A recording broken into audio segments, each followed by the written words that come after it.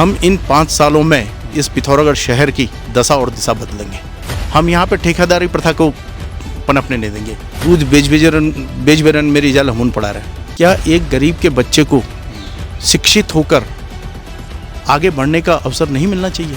We are not born with a silver spoon. हमने कोई रेता बजरी खनन का काम नहीं किया, हमने कोई शराब का काम नहीं किया। देखिए, भारतीय जनता पार्टी सिर्फ और सिर्फ एक बार मौका देती है और ये मेरी लाइफ का टर्निंग पॉइंट है। नमस्कार, मैं हूं प्रदीप सेक्रियाल और आप देख रहे हैं न्यूज पीटीएस टीवी। आज हमारे साथ एक बेहद ही खास मेहमान हैं। आप देख सकते हैं कि हमारे साथ मौजूद हैं राकेश देवलाल जी, जो कि नगर निगम पिथौरागढ़ में भाजपा कैंडिडेट कल्पना देवलाल जी के हस्बैंड हैं। तो सर, सबसे पहले आपका बहुत बहुत स्वागत है।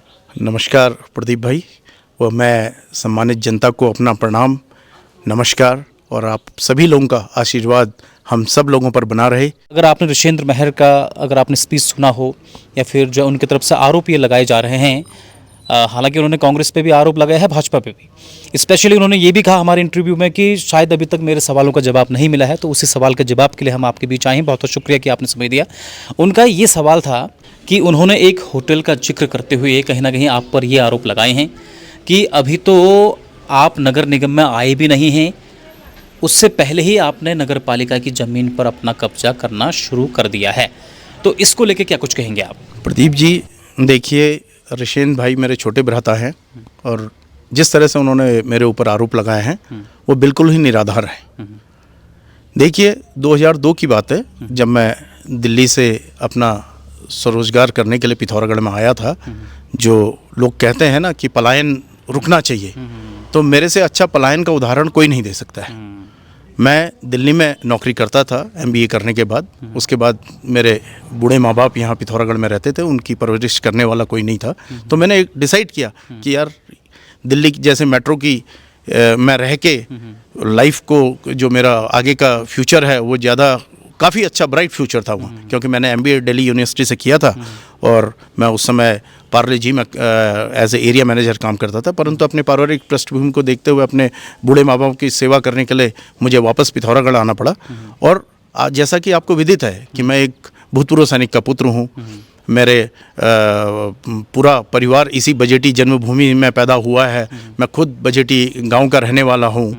तो मेरा कोई भी ऐसा व्यावसायिक प्रतिष्ठान यहाँ पे नहीं था कि मैं यहाँ पे स्वरोजगार कर सकूँ।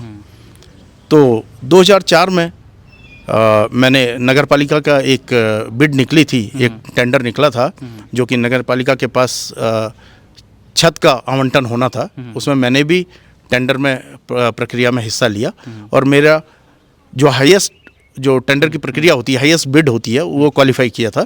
और भी 4-5 लोगों ने उसमें टेंडर डाले थे, लेकिन ईश्वर की कृपा से वो छत मुझे आवंटित हुई थी। छत आवंटित हुई थी, होटल आवंटित नहीं हुआ था, सिर्फ छत, क्योंकि उसमें ऑलरेडी एक फ्लोर में लोग व्यवसाय कर रहे थे।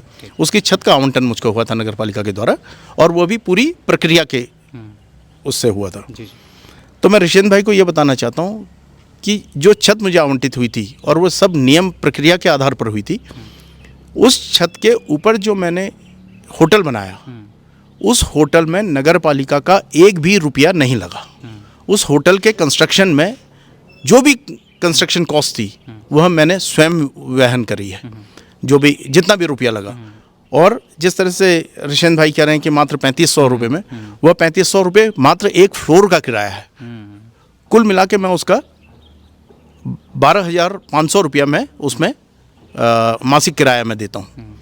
और दूसरी बात, ऋषेंद्र भाई को यह भी मालूम होना चाहिए था कि 2004 में यह आवंटन हुआ था। नगर पालिका इलेक्शन तो मैं आज लड़ रहा हूँ, नगर निगम का इलेक्शन तो मैं आज लड़ रहा हूँ। तो उनका यह कहने का कुछ भी हक नहीं है कि मैंने कोई भी नगर पालिका की प्रॉपर्टी को कब्जा किया हुआ है। ये 2004 की बात बता रहा हूँ प्रदीप भाई मैं आपको। यह सिर्फ और सिर्फ मुझको बदनाम करने के लिए एक उनके द्वारा सुनियोजित षड्यंत्र है। और यह तो जनता बताएगी कि भाई मैं किस तरह का व्यक्तित्व मेरा है। और मैं ऋषेंद्र भाई को ये बताना चाहता हूँ कि ईश्वर की कृपा से और जनता के आवाज़ से और जनता के सहयोग से अगर मैं नगर निगम में मेरी धर्मपत्नी को अगर मौका मिलता है, तो हम इन 5 सालों में इस पिथौरागढ़ शहर की दशा और दिशा बदलेंगे।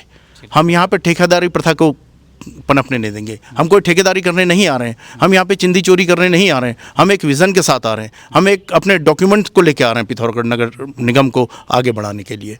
आपके ऊपर विपक्ष के द्वारा एक ये भी आरोप लगाया जा रहा है कि ये जो है सूट बूट की सरकार है, इसको लेके क्या कुछ कहेंगे?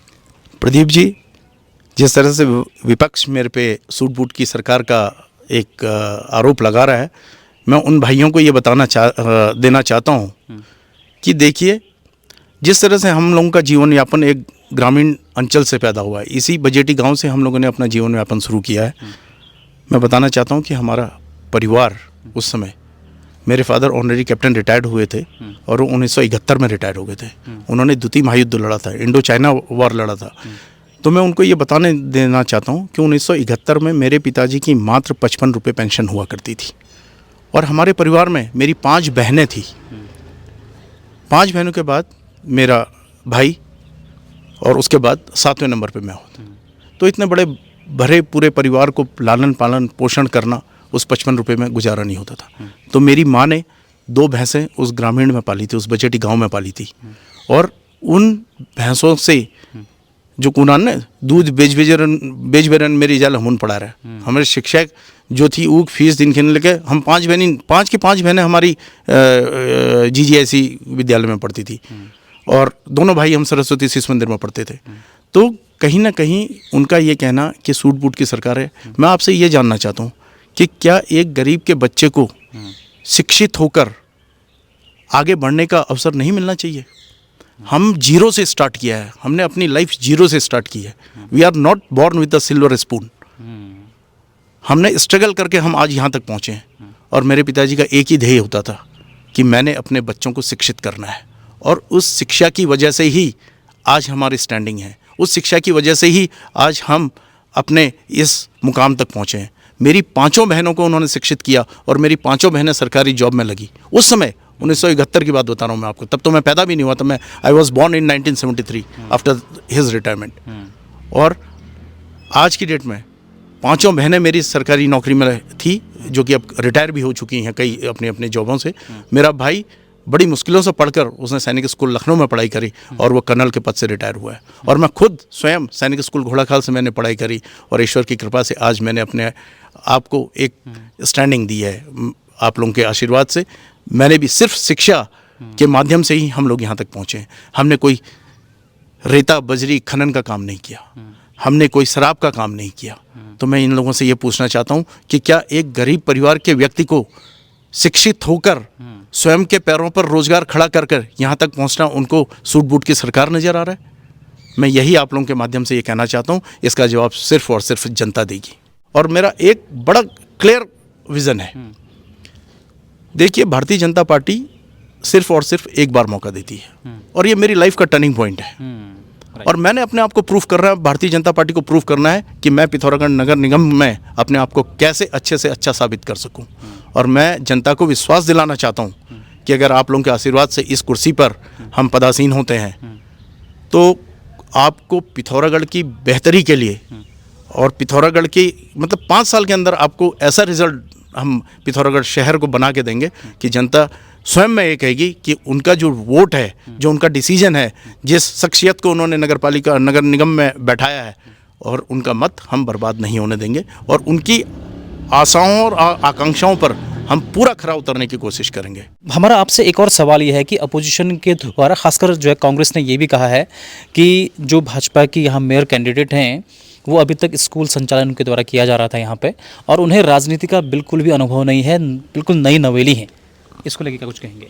देखिए प्रदीप जी, जिस तरह से ये आरोप लगाया जा रहा है कि वो नई नवेली हैं और उनको बिल्कुल भी एक्सपीरियंस नहीं है, मैं आपको बड़ा क्लियर कट बताना चाह रहा हूँ कि जिस महिला को 15 साल एक इंस्टीट्यूशन चलाने का अनुभव है, एक शिक्षिका के रूप में, एक प्रधानाचार्य के रूप में जिसने अनेकों विद्यालयों में काम किया है, उसने 4 साल डॉन बॉस्को स्कूल में और 3 साल जनरल BC जोशी स्कूल में अपना अध्यापन का कार्य किया है, उस पर यह प्रश्न लगाना सरासर गलत होगा। और आपको यह भी बता देना चाहता हूँ कि उसकी प्रशासनिक क्षमता, उसकी शैक्षणिक क्षमता, शायद मुझे लगता है कि वह अपने आप को एक बेहतर रूप में अपने आप को प्रूफ कर सकती है आने वाले इस नगर निगम के मेयर पद के लिए। और मैं यह भी आपको आश्वस्त करना चाहता हूँ कि देखिए, प्रशासनिक क्षमता की जहाँ तक बात है, उन्होंने PCS एग्ज़ाम भी क्वालिफाई किया है। पहले रिटर्न प्रीलिम्स क्वालिफाई किया, फिर मेंस क्वालिफाई किया, लेकिन कुछ अंकों से वो मेरिट पर रह गई थी। तो आप यह नहीं कह सकते कि उसको प्रशासनिक क्षमता का अनुभव नहीं है। और दूसरा, जो शिक्षिका, जो प्रधानाचार्य पिछले 15 सालों से एक इस विद्यालय की प्रधानाचार्य हैं और वो उस स्कूल को रन कर रही हैं और 1200 बच्चों के विद्यालय को चला रही है, इतने पेरेंट्स को डील कर रही है, इतने स्टाफ को डील कर रही है, तो उसकी प्रशासनिक क्षमता पर प्रश्न चिन्ह लगाना मुझे लगता है कि यह गलत होगा। खबरों में बने रहने के लिए न्यूज़ PTS TV को सब्सक्राइब करें और बेल आइकन दबाएं और साथ ही फेसबुक पर न्यूज़ PTS TV पेज को लाइक या फॉलो करें।